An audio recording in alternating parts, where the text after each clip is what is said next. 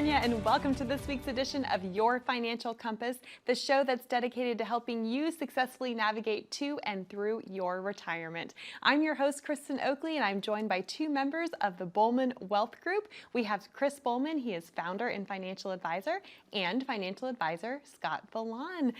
It's so good to see you guys. Chris and Scott, what's going on in your world this week? Yeah, we always client meetings, family, fantasy football, Chris model trains. I never know what's going to come out of y'all's mouth. Yeah, I don't either. That just popped in my head. So he doesn't really like that, as far as I know. Oh boy, you know, one of the things we thought we would do this week, in the spirit of Taylor Swift and your favorite band, the Backstreet Boys, is to call out the rest of our team. Which, you know, we have a fantastic team back at the office. So if they could be there playing instruments right now as we're panning through, it would be awesome. But we have an amazing service team. Our service team loves on our clients, takes care of our clients, sends gifts anytime that we can think of a reason to send something, sends cards, get well, you know, thank you, whatever we can send to them. And we have the service team that's constantly calling and scheduling appointments for you know, for all of our clients to make sure that they're getting reviews and that we're in touch with them.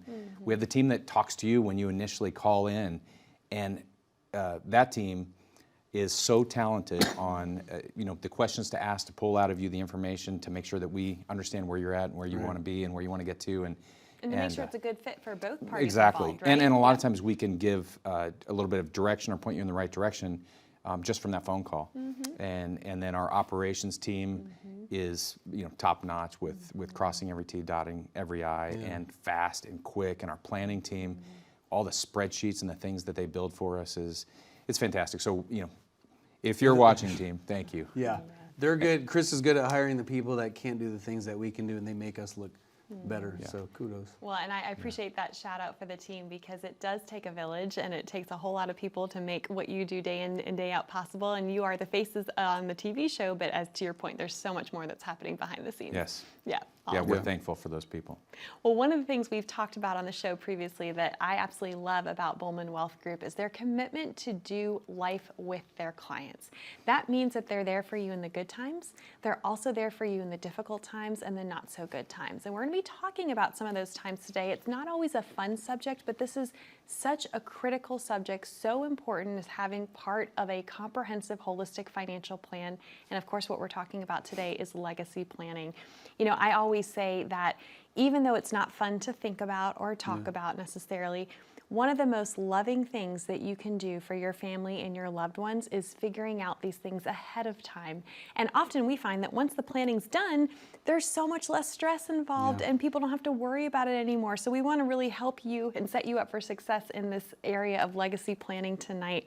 So what would you say, you know, Chris, I think a lot of times people put this off. They don't think about it. Different family members have different opinions. You know, I had one side of my family that had planned everything out back when I was 16. My parents knew exactly what the plan was. I married into a family that was of the opinion that we don't talk about this until grandma passes away, right? And there's dynamics you have to navigate. So for someone who's really thinking about legacy planning for the first time, what would you say to them? Wow, just that it's so important to make sure that whatever your wishes are that are in your head, what you want to have happen with your wealth, with your health, all these things should be written down and in a plan while you're still able to make those decisions. And if you're, I'll give you a quick example of that. We had someone call in from our radio show in the past, and they wanted to get an estate plan set up it was for his father, and his father had a net worth of around $2.5 million, and he was really concerned because both of his siblings had dependency issues on drugs and alcohol, and were virtually almost homeless, which is a tough situation. But he never got his father to come in and get the estate plan going, never did any legacy planning. And so what happens when you don't have a plan? You know, the state has a plan for you. Yes. And so the state of California in this case, right? Or wherever you serve clients all over the country. All over. But so yes, and every state's a little bit different. But in this case, when you call after the father passed away, he died in a car accident, now he was really shook up because both of his siblings, who the father had basically cut out of his life, now are going to inherit about $700,000 each.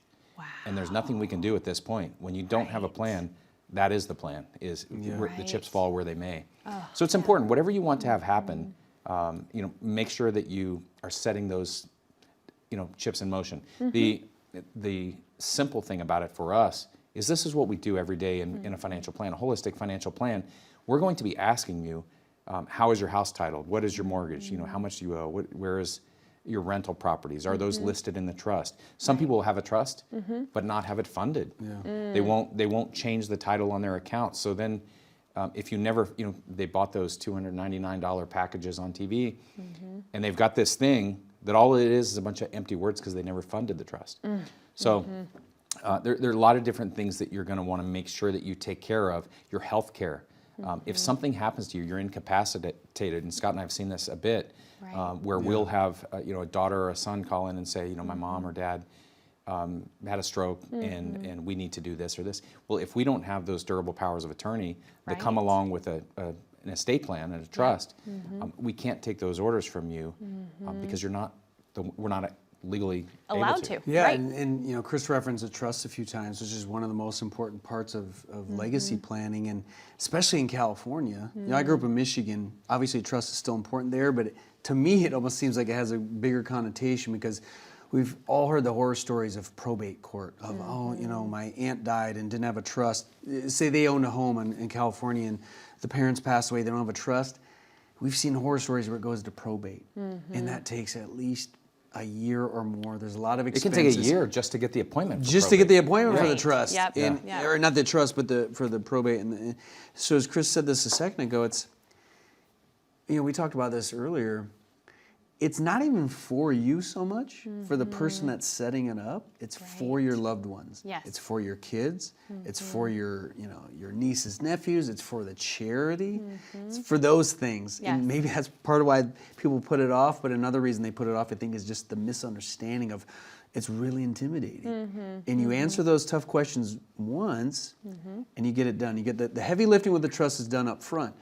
We've also seen people that have a trust and maybe haven't reviewed it in years. Maybe it takes a second pair of eyes, or like, hey, my old trust has 2 houses ago. I should probably update it. Yes, So yeah. even if we have a trust, well done, is it also updated to mirror your most current wishes? Yeah, or it could be 2 spouses ago, Scott. that- We see it all. Don't say Yes. Scott. I have one, and I'm lucky. No, and that is all too common, right? And I would even add to that, it's not just having a will, which is important, having the trust, right? That's the next step, because probate, not only does it take forever, it can be very costly. It's a matter of public record, which means any Joe Blow can go down to the courthouse and look up the records, from whoever to your nosy sister, brother-in-law, whoever, right? And then it's a matter of public record. Yeah. Anyone can see what happened.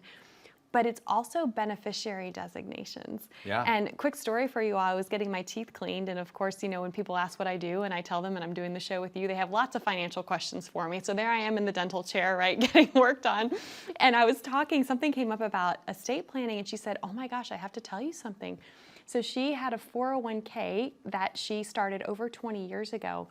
And it wasn't until a couple months ago she realized that she had listed her boyfriend at the time, 20 years ago, as the beneficiary. She had since, of course, broken up with him, gotten married. She's happily married now. They just realized that the ex-boyfriend was still on that account. And here's the deal. It doesn't matter what the will says. Whoever is listed as the beneficiary is who's going to get that money. You have got to make sure those beneficiary designations are up to date. Yeah, and life changes, right? Yes. Whether it is a boyfriend to a spouse, or a spouse to another spouse, or children, or someone that you don't want to be in the trust. And it can also, it's not just the trust. It's your IRAs, Yes. it's your life insurance policies, Yep. your Roth IRAs, your annuities. And again, the good thing about getting a comprehensive financial plan is all of those things are checked off, and we go through all of that information to make sure that you have a beneficiary review and that the beneficiaries are up to date. Absolutely. Yeah, on that note, Chris teed it up. There's enough advisors out there that they just want to talk about the fun stuff. Investments and this and money and rates of return. That's nice, but there's also the fun stuff, the not fun stuff Not that we're so fun talking about. stuff, right? We want to get into the trenches and map that stuff out too. So if these, if you've thought about getting a trust, or you want to talk about more than just investments and how it deals with financial planning, then you can schedule a time, the number below, and we'll begin to have a conversation. We'll have a complimentary financial compass review. maybe maybe you have a trust, maybe you don't, but that's just one of the things we talk about. But just know that there's a lot more to financial planning than your rate of return last year.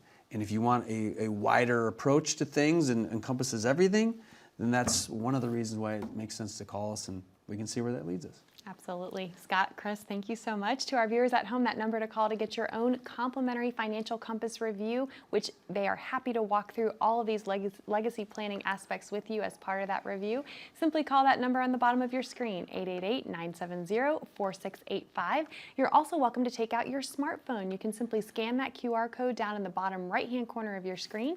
That will take you over to a landing page, ask you a few short, simple questions, and a member of the team of Bulman Wealth Group will reach out to connect with you to schedule your complimentary review that way as well. We know you have a lot more questions regarding estate planning, legacy planning. We're going to answer some of them right after this.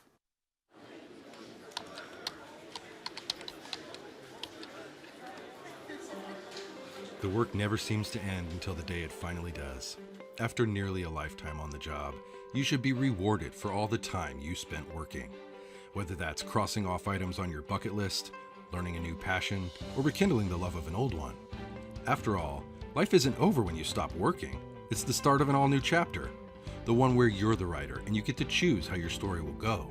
A way to achieve that is by having a clear financial plan to sustain your golden years. The biggest fear most retirees have is if they'll have enough money to maintain the lifestyle they've always enjoyed. Having a plan to help protect you against the curveballs life often throws will help to maintain your lifestyle. Call today to get your free written financial plan so you may live every day to the fullest and enjoy the retirement of your dreams. Welcome back. You're watching Your Financial Compass, and this is the show brought to you by Bulman Wealth Group. I'm your host, Kristen Oakley. I'm joined by Chris and Scott, two of the valued members of the Bulman Wealth Group team. And gosh, we are having an important discussion today about all things legacy planning, and that's part of what goes into developing a full financial comprehensive plan for folks. With legacy planning, I think one of the things that folks are very concerned about, and rightly so, is the tax consequences, the tax liability. There's a lot that goes into transferring wealth to those that you love and making sure you're doing so in a tax efficient manner. So Chris, can you speak to that? Yeah, depending on the types of investments that we own, first of all, we want to make sure that they're all included in the trust or have direct beneficiaries one way or the other. But as far as tax consequences, the IRAs are going to have certain tax consequences. Meaning, depending on how they're passed on to your beneficiary, it's going to pass on, they're going to have an inherited IRA or a spousal IRA or something like that.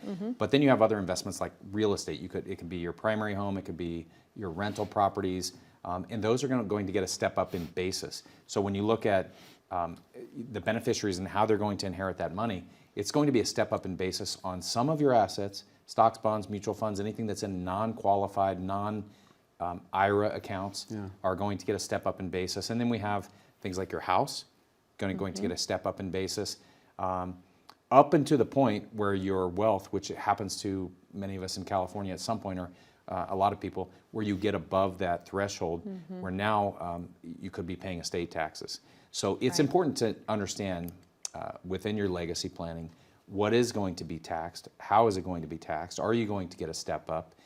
Some things like annuities don't get a step up, and you pay capital gains, or you pay actually regular income tax when you inherit on the gains there. And you need to understand how that all works. You may want to be thinking about gifting. If your estate is too large and it's going to get taxed at 40%, when I say too large, I mean, well, it's different depending on the year that you pass, but if you pass sometime before 2026, it's about just under $13 million right now estate tax exemption per spouse. If you're higher than that, every dollar is going to get taxed at the estate tax. And that could be 40-some% depending on the year, what it's going to be. And then, 2026, it's going to revert back to 5 to 7 million. So now all of a sudden, a lot of people, just based on their real estate alone, might be above that limit. So you might want to think about gifting. You might want to think about, I was just talking to a client last week, and I said, are you gifting money? This is your estate, this is how the estate tax works. They had 10 grandchildren, and they're giving the maximum to each of them per year, which is roughly $30,000, 15 from each of the spouses, which allows them to get $300,000 out of their estate each year. And you might want to be doing that. Otherwise, you're just giving a portion of it to Uncle Sam. So you're Right. a lot to think about. Yeah, and a lot of it too, in relation to taxes, is who's inheriting it. Yes. You know, it's generally pretty clean from what we've seen if it passes from spouse to spouse. But Chris and I both have clients where that hasn't been the case, and the tax ramifications are different. If it's, say it's going from a parent to a child. I have a client right now, her mom passed last year, and the rules just changed. You know, if what we're talking about wasn't already complicated enough, Right. the Secure Act back in 2020 changed things again, where in the past, like I have a client whose father died in 2018. She inherited an IRA. How she receives that money is totally different than if someone passes now. The way the rule changed is, you know, if someone passes now and it's, say, a father passing money on to his daughter, or in this case with my client, her mom died, she received all this IRA money last year, the time frame is like this. You have a 10-year window to liquidate those funds. That is not a very long No. period of time. Yeah, in the When it went past you from could your stretch it whole out. life, Yeah. right? Yeah. And they might not need it. What if you already have a high income and like, gosh, I just got to receive all this more money and pay more taxes, and there's not a way around it. So it's understanding that it's different if it's spouse to spouse as opposed to, you know, parent to child or something that affects. So it's understanding just where it's coming from and how the taxation is different and how the rules have changed. And thankfully, you don't need to know that. That's where, you know, our expertise comes in hand. But it's all those other things to keep in mind too. Well, and I think, you know, I know that back before I got into this industry and understood a lot of the ins and outs, you know, people would start talking about this stuff, and it's easy to have your eyes just kind of glaze over because there are so many rules, there's so many complexities, you don't know what you don't know. The rules are often changing, right? Yeah. That's known as legislative risk. You know, tax rules can change constantly, and you have to be on your A game and knowing that stuff. And so while this might be new to you, the good news is it's not new to Chris and Scott and the team at Bulman Wealth, because this is what you're doing for folks day in, day out, is not only helping folks manage their investments, but looking at, okay, how can we create greater tax efficiency throughout your full financial plan? And in this case, as we're talking about today, with legacy planning, that's huge. It is huge, and luckily we work with multiple CPAs all up and down the state of California, depending on where our clients are. So we love partnering with our clients' CPAs and the CPAs that we work with regularly as well as estate planning attorneys. I mean, clients come to us with a lot of different things. Yes. And one of the benefits is a lot of times while we're talking, whether it's over a Zoom call or in person, I can be sending a text message from my computer or from my phone to attorneys, and usually, I shouldn't say this, my attorneys might hear, or tax people, but I'll send it to 3 or 4, and Right. whichever one can get back to me, I can get the answers to the clients more quickly. But that also saves our clients money from contacting Absolutely. attorneys and So talking you don't have to to them. worry about trying to get all these people as part of your team and then trying to get them all to communicate to be on the Right. same page. You're helping to facilitate Yeah, I mean, we've been that. doing this for, you know, almost a quarter of a century, and we have a lot of partners that we work with that we can get the answers from, and that's, I mean, it's a huge benefit to our clients. For sure. You know, we were talking about passing wealth from parents to children, for example, and this new rule that was passed with the Secure 2.0 Act of shortening that window of time with IRAs, inherited IRAs. It's interesting because I think the real sad part is when folks think they're doing something wonderful for their kids, for example, and they're leaving that money behind, when they don't realize that what they're actually doing is creating a ticking tax time bomb. Yeah. Let's talk about that a little bit, because what is the detriment to now having to shorten that time period and only being able to have 10 years to take that money out? Thanks, Mom and Dad, for leaving me money. It's a good problem to have. Yeah, it's a but good problem to there's- have. However, But all right? jokes aside, yeah, exactly. As we were saying a few minutes ago, it's maybe you're established in your career, you're in your 40s or 50s, and you're making good income in California. There's already what seems like enough taxes, but in that truncated window of a decade, as opposed to the past, where you could take it over a series of years or a series of decades, you're forced to take it in. And sometimes people ask us, well, do I need to take it all at once? We say, no, we don't. Sometimes we do it systematically. Right. Sometimes I say it almost functions as your emergency account or vacation accounts, like where you're going to have to take it. Maybe you have some things earmarked, but it's understanding how it's going to affect your taxes, because there's no way around it. You can't also convert that money into a Roth IRA. Sometimes we'll get people coming in and say, well, can I just convert that into a Roth IRA if I already have to take it? Unfortunately, Uncle Sam got ahead of us. You can't. But one of the things you could do prior to passing away is think about a Roth conversion strategy. Yes, I was We just all- gonna say, yeah. yeah, And talk about that. interestingly enough, a lot of people don't understand that or how it works or what the best way to do it is. And that's, honestly, that is one of the top conversations we have with almost every prospective client or current client when they're in their 60s prior to getting up to age 73 or eventually the RMD level is With the changing to required minimum 75. distributions, And right. that's that, up until you reach that age of the required minimum distribution where the government makes you take your income, we can begin to convert it over time, get the taxes out of the way. Yep. So now, in the future, most people think taxes are going to go up anyway. Throughout your 70s, 80s, 90s, you could have that in a Roth and not have to take it and not have any taxes and then pass it tax-free to the next generation. Right. Well, going along with our theme of your financial compass, there's just so much to navigate with this. Yeah. That's the reality. And that's what we said earlier. It's like if your advisor's only coming to you with ideas about another mutual fund or another exchange rate fund or stock and isn't talking about these not as fun topics, then one of the things you do is schedule time. We'll have our complimentary, no obligation financial compass review, and this will be part of our discussion. And we can talk about taxes. We can talk about legacy planning, amongst other things. To know there's a much wider spectrum that we need to account for, and that's something that we can help with. Wonderful. Scott, Chris, thank you so much. To our viewers at home, that number to call to get your own complimentary financial compass review, 888-970-4685, or you can scan that QR code and that will get you connected as well. When we come back, we're going to be finalizing, talking about some other specific things about legacy planning that you need to make sure you're aware of. Stay with us. As a good saver, you've been putting away money during your working years. Studies find that the biggest fear of retirees is running out of money. Market volatility isn't just the downward movement of stock prices, it's the size and frequency of change. The more dramatic the ups and downs, the higher the volatility. This can put savers who are newly retired or a few years away from being retired at greater risk. Today's generation of retirees is not receiving traditional pensions as our parents or grandparents did. Instead, we have retirement accounts such as 401ks or 403bs. These accounts typically expose your money to market risk. The last thing you want right before retirement is to lose a portion of the money you need for income. But how do you turn these accounts into a retirement income? Is it safe to keep all your retirement money sitting in the stock market? The last thing you want is to lose a portion of the money you need for income due to market loss. By working with a financial professional, you can learn how to turn a portion of your savings into an income stream for life and income for the life of your spouse if you're married. We all have moments in our lives when we wish we had taken action sooner. Don't let procrastination reign on your retirement parade. Act now before it's too late. Please call our office to set up your no-cost, no-obligation retirement income review today. Welcome back to Your Financial Compass. I'm your host, Kristen Oakley, and I'm here with Chris Bulman and Scott Vlahon from Bulman Wealth Group. We are talking today about legacy planning, such an important part of having an overall comprehensive, holistic financial plan.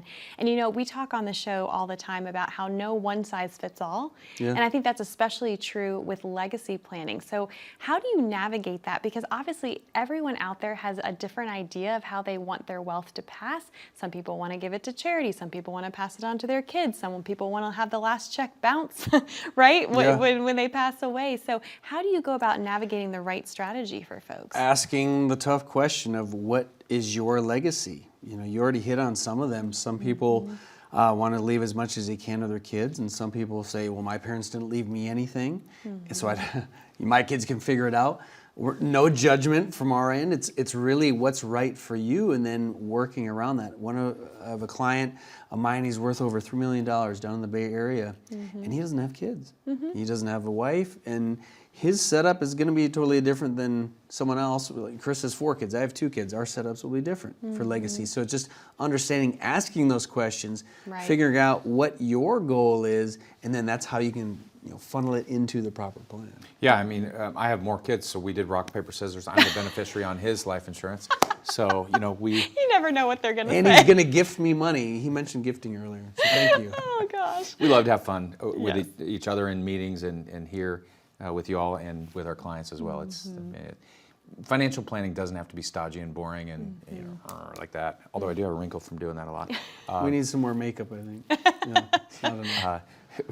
We digressed again. We're having fun, but legacy planning it's all about asking the tough questions, and just getting our clients to think about the end goal. Where do they want that money to go? I'll give one quick story. I was meeting with one of my favorite clients of all time, and they have a pension, the house is paid off, they vacation, they RV, they do everything they want to do, but with their pension, they had $2,000 extra per month that they, just basically growing, $100,000 already in savings. And so she says to me, I would love to start a stock account so that I can grow it and give this money to my granddaughters, 6 granddaughters. Wow. And so I said, perfect, let's talk about what the goal is. And she said, well, I want to grow it to give it to my granddaughters. I said, okay, is the goal to watch the stocks grow, or is the goal to give as much as possible to the granddaughters? And she said, well, yeah, I don't really care about stocks. I just thought that that's how. That would be the way to do it, right? I just thought that's how we grow the money to give it. So I said, well, what if we think about life insurance? If you want to give the money to them, we can hope that it grows to X dollars, or we can just start today and get a $600,000 or $800,000 life insurance plan. So she said, well, I like that way better. And I'm not selling her life insurance. We're basically finding out what her goal was, and then satisfying that goal. Finding the right tool to accomplish that objective. Absolutely. Right. And the sad part of that story, she was Preferred Plus, which is the best rating you can get. She was so healthy, did yoga, hikes every day, active in her church, just an amazing person. She passed away less than 2 years later. Wow. And so that's the sad part of the story. The good part of the story is her goal. Yeah. Think of how much we would have saved in that stock account 2 years later. It wouldn't have been much. No, especially with what's going on recently. But there was right? $600,000 in tax-free benefits for the legacy plan that did exactly what she wanted to happen. That's a powerful story. I mean, you just never know. None of us know when we're going to pass, and that's why it's so important to get these plans in order, because we're not promised tomorrow. And the good news is it's no right or wrong, right? That's what we're saying. There's no judgment here. It's your wishes. It's your money. You get to decide how you want to have it pass and what you want it to have done with it, but you can't make those decisions once you pass away.